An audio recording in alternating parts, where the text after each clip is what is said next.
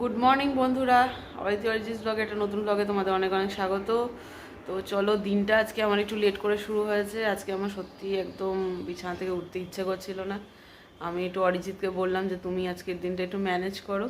তো ও সকাল থেকে উঠে ওই চা করেছে, ও নিজের টিফিনটাও মোটামুটি রেডি করেছে, আর আমি বসে গেছি ওর বানানো চা নিয়ে।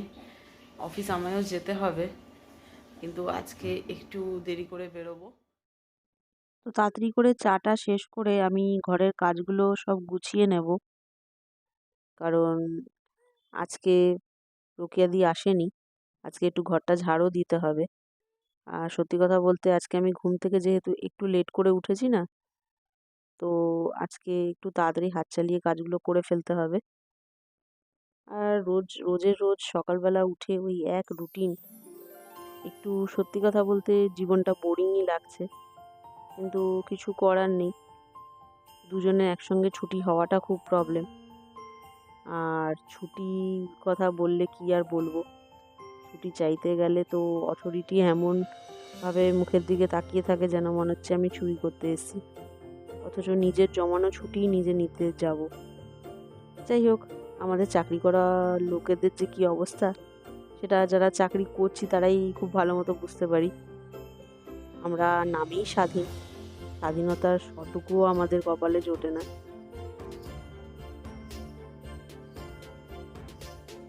হাতে সময় একদমই কম। এখন সত্যিই ভাবছি যে কেন যে এতক্ষণ শুয়ে থাকলাম, একটু তাড়াতাড়ি উঠে গেলে হয়তো কাজগুলো সময় মতো ঠিকঠাক মতো গুছিয়ে নিতে পারতাম। কিন্তু এখন যা হয়ে গেছে হয়ে গেছে। এখন তাড়াতাড়ি করে একটু ঘরটা ঝাড় দিয়ে দিই। ঘরটা ঝাড় না দিলে না, ঠাকুরটাও দেওয়া খুব মুশকিল হয়ে যাবে। ঘরে ঝাড় দিতে আসার আগেই আমি যেহেতু স্নান করতে যাব, আর অলরেডি আমি টয়লেটে গিজারটা অন করে দিয়ে এসেছি যাতে বেশি সময় অপচয় না হয়। তো ওদিকে জলটাও গরম হতে থাকছে আর আমি এদিকে কাজটা কমপ্লিট করে ফেলছি। আজকে আমার খাওয়ার মতো রান্না করার সেরকম কিছুই ছিল না বলে আমারও আর সকালবেলা উঠে কিছু আলাদা করে করতে ইচ্ছে করছিল না। তাই আমি একটু আলু সেদ্ধই করে ফেললাম, আর একটা ডিম সেদ্ধ আর ডাল সেদ্ধ, এই দিয়েই আজকে আমার লাঞ্চটা হয়ে যাবে সকালবেলা। আর সত্যি কথা, অনেক দিন পরে আলু সেদ্ধ ভাতটা আমার খুব মন থেকেই খেতে ইচ্ছে করছিল, তাই আমি আজকে আর এটা লোভ সামলাতে পারলাম না। তবে কতটা এনজয় করতে পারবো জানি না, কারণ অরিজিৎ সকালবেলা যে ভাতটা করেছে সেটা অলরেডি অনেকটা ঠান্ডা হয়ে গেছে। আর এখন আমার কাছে সময় এতই কম যে আমার পক্ষে এই ভাতটা আর আলাদা করে গরম করা পসিবল নয়। ঠিক আছে, কোনো অসুবিধা হওয়ার কথা নয়, কেন কি ডাল আর আলু সেদ্ধটা অলরেডি মোটামুটি গরম আছে। বন্ধুরা, আমি অলরেডি রেডি হয়ে গেছি, এবার বেরোচ্ছি আমার অফিসের উদ্দেশ্যে। তো তোমাদের সাথে আবার বিকেলে দেখা হচ্ছে, বিকেলে এসে তোমাদের সাথে কথা বলবো। এখন তাড়াতাড়ি করে না বেরোলে লেট হয়ে যাবে। তো চলো, গুড ইভিনিং সবাইকে। অলরেডি 6:30 বেজে গেছে, আর আমি আজকে একটু তাড়াতাড়ি চলে এসেছি, এসে একটু রেস্ট নিচ্ছিলাম।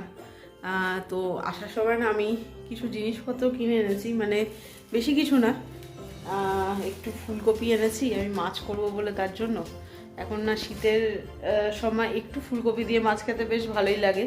আর এই দেখো, মোচা এনেছি, এটাকে না গর্ভ মোচা বলে। তা এই মোচাটা আমি রান্না করব। মাও একবার করেছিল, বেশ ভালো হয় খেতে। তো এই মোচাটা আমি রান্না করব। আজকে হয়তো করা হবে না, কিন্তু চেষ্টা করব যাতে আমি কেটে রাখতে পারি, যাতে কালকে রান্না করে উঠতে পারি মোচাটা। তো আপাতত না রান্নাঘরটা একটু ক্লিন করে কাজে লেগে পড়তে হবে। আর সবার আগে দেখতে হবে যে মাছটা বের করে রেখেছি, মাছটা অলরেডি গলেছে কিনা, কারণ কি ডিপ ফ্রিজে থাকে তো মাছগুলো পুরো একদম বরফ হয়ে থাকে। দেখো, আমি আমার মাছ করার জন্য যে যে আইটেমগুলো না সিলেক্ট করেছি সেগুলো তোমাদের একটু দেখিয়ে দিচ্ছি। আজকে একটু অন্যরকম, মানে শীতকালে যেরকম ধরনের আর কি মাছ আমরা সবজি দিয়ে করি। আলু নিয়ে নিয়েছি, শিম নিয়ে নিয়েছি, ফুলকপি নিয়ে নিয়েছি, আর যেটা সব থেকে ভালো লাগে বড়ি। শীতকালে মাছের মধ্যে বড়ি পড়লে তার একটা আলাদাই টেস্ট হয়ে যায়। সবার প্রথমে মাছটা একটু নুন হলুদ দিয়ে মাখিয়ে রেখে দিই আমি। মাছটা না গলে গেলেও এখনও বেশ ঠান্ডা আছে। তো কিছুক্ষণ নুন হলুদ দিয়ে মাখানো থাক।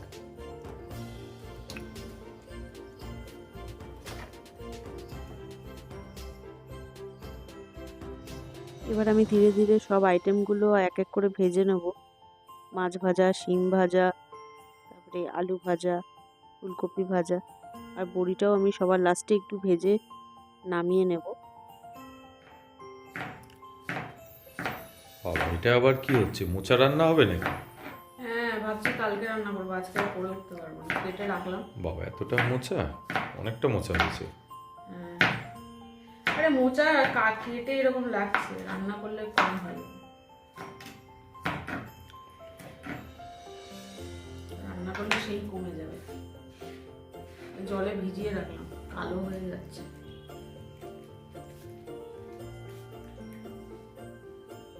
মোচা যা আঠা। মোচা যতই হোক তাতে আমার কোনো অসুবিধে নেই। মোচা খেতে আমি ভীষণ ভালোবাসি, পুরোটাই আমি খেয়ে নিতে পারি।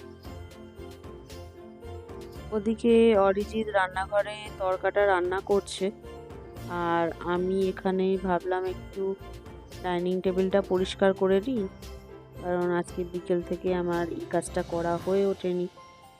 তাই কিছু জিনিসপত্র ডাইনিং টেবিলে রয়েছে, সেগুলো থাক বরং সেখানেই। আমি এগুলো একটা হাত দিয়ে উঠিয়েই পরিষ্কার করে নিই, কারণ ওগুলো এখন আর এখান থেকে সরানো যাবে না। অলরেডি কিচেনে অরিজিৎ রান্না করছে, ওখানে কিছু জমা করা যাবে না, না হলে ওর রান্না করতে অসুবিধা হবে। তো আমি এরপরে ডাইনিং টেবিল পরিষ্কার করে মটরশুঁটি নিয়ে বসে পড়লাম। আমি এগুলো এখন সব কটা বেছে ফ্রিজে তুলে দেবো। একদিকে অরিজিৎ রান্নাঘরে নিজের রান্নার প্রিপারেশনগুলো রেডি করছে, আর আমি এদিকে আমার মাছের ঝোলটাও প্রায় রেডি করে ফেলেছি। লাস্টে বড়িগুলো দিয়ে একটু ফুটিয়ে নেব মাছ ঝোলটা, বেশি ফোটালে আবার বড়িগুলো ভেঙে যেতে পারে, তাই আমি একটু দিয়ে ফুটিয়ে নামিয়ে নেব। তো আমার মাছের ঝোল মোটামুটি রেডি হয়ে গেছে। লাস্টে একটু ধনেপাতা দিয়ে দিলাম। এবার আমি কড়াইটা এখান থেকে সরিয়ে নেব, কারণ অরিজিৎ এখানে রান্না করবে। আজকে আমাদের রাতের ডিনারে যেহেতু তড়কা আছে, আর তড়কা রুটি রাতের ডিনারে আমরা ঠিক করেছি আজকে, সেই অনুযায়ী সকালবেলা তড়কার ডালটাও ভিজিয়ে রাখা হয়েছিল। তো অরিজিৎকে আমি বললাম যে তড়কাটা তুমিই রান্না করো, আর স্পেশালি ও নিজেও তড়কা রান্না করতে ভীষণ পছন্দ করে, কারণ ও নিজের প্রিপারেশনটা খেতেই বেশি পছন্দ করে। আর নো ডাউট ও তড়কাটা বেশি ভালো রান্নাও করে আমার থেকে, তাই এটা ওরই ডিপার্টমেন্ট হয়ে গেছে যে তড়কা হলে ওই রান্না করবে। তো চলো, রান্না শেষ হয়ে গেছে, এবার রুটিটা করে ফেললেই রাতের যা ডিনারের প্রিপারেশন সবই হয়ে যাবে।